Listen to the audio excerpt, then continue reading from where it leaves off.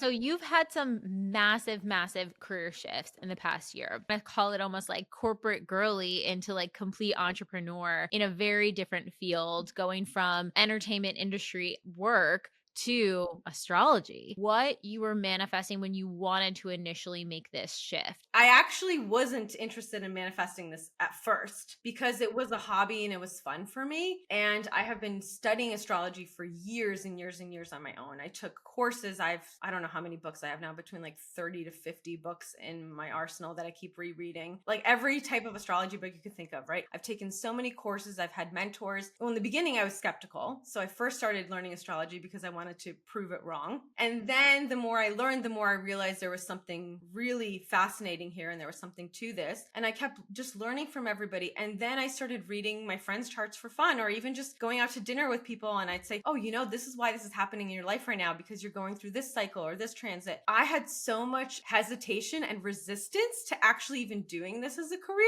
I started getting pings about it that just got louder and louder and louder, to the point that I could not ignore them any longer. Honestly, the catalyst was really a rock bottom that I had back in 2022. I was in a partnership that at the time I thought was a manifestation come through. It ended up being like a very shiny carrot and a test. And I noticed that a part of my patterning was also that I have like a hypervigilance a lot. And I almost have like a pride of, oh, I'm constantly doing self work and I'm constantly doing like self growth work. And I'm always reading the next book and I'm trying to like see what else I can do to better myself. The problem that I noticed in this relationship was my hypervigilance of like always holding myself accountable was actually keeping me stuck in a situation, in a relationship that was not healthy for me at all. Because every time there was an issue in the relationship, I was like, oh, if I'm getting triggered, this is a me thing. I need to do more work. If this is happening, it means I need to unblock more. If this is happening, if this is upsetting me, it's a me problem. It's not a this person problem. And I started to get like increased anxiety over and over again. And I would make excuses for it because I would say, well, I'm just an anxious person, so that's why I have anxiety. But the anxiety was actually not anxiety.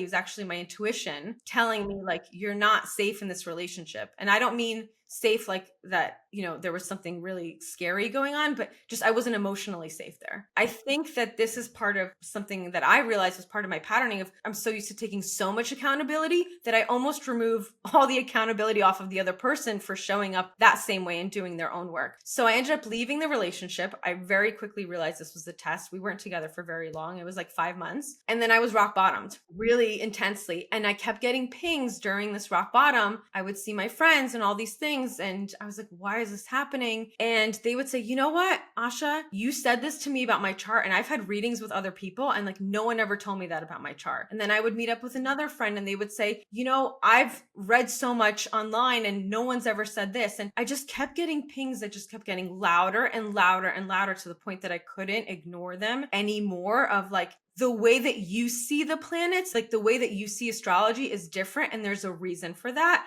And you need to start sharing this with people, because I was starting to explain things in people's charts that were just my friends. And they were people that were following other astrologers for years and years. And they were saying, I never really got it before, but you gave it to me in such a digestible way that now it finally clicked. And once I really started to embrace that, like in the beginning, when I first launched my business, there was a lot of hesitation and fear and anxiety, especially with being seen. Also, because I have like ongoing weight issues, that was a theme that was coming up on and off. And in addition to that, it was really about like a lot of imposter syndrome came up. And I'm like, oh, can I really do this? Am I ready for this? Maybe I should just continue doing it for fun for friends. And then I would follow expanders and I would notice that it was actually limiting me in a way. They were expanding me, but at the same time, they were limiting me, which is interesting because I kept comparing myself to them. And I kept saying, oh, if I'm going to do this business, I need to do it like this. And I need to start talking about the planets like this. And I need to start explaining things like this. And if I'm going to do video content,